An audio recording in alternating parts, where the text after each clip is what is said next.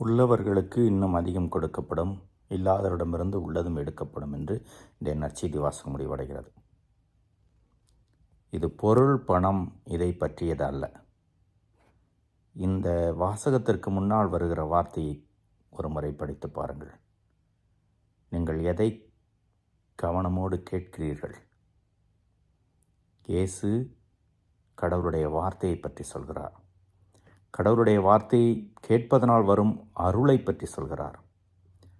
கடவுளுடைய வார்த்தையை புரிந்து கொண்டு வாழ்வதனால் பெற்றுக்கொள்ளக்கூடிய வாழ்வை பற்றி சொல்கிறார்.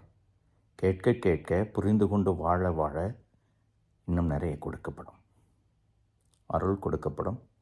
கடவுளோடு ஒன்றிணைந்து வாழ்வோம். ஆனால் இந்த கடவுளோடு கொண்டிருக்கின்ற இந்த உறவு நிலை வாழ்விலே மனிதனுடைய உறவும் முக்கியம். முதல் வாசகம் நீதிமொழிகள் நூலிலிருந்து எடுக்கப்பட்டது. நிறைய நெறிமுறைகளை அதற்கு தருகிறது.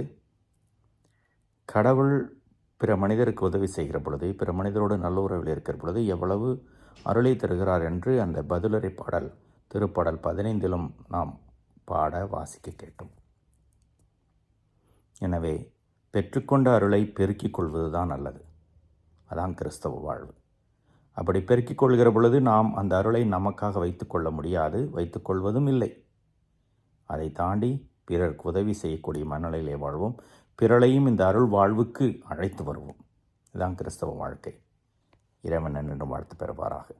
இன்றைக்கு புனித பியோவனுடைய விழாவை திருச்சபை கொண்டாடுகிறது. 5 காய வரம் பெற்ற புனிதரான அவர் பல்வேறு புதுமைகளை செய்து பலரை கடவுளிடம் கொண்டு வந்தவர். பாவிகள் மனம் திரும்பி கடவுளிடம் வர வேண்டும் விரும்பி அவர்களை அழைத்து வந்தவர். ஜெபிப்போம். அவர் மூலமாகவும் வரங்களை பெற்றுக்கொள்வோம். இறைவன் என்று வாழ்த்து பெறுவாராக.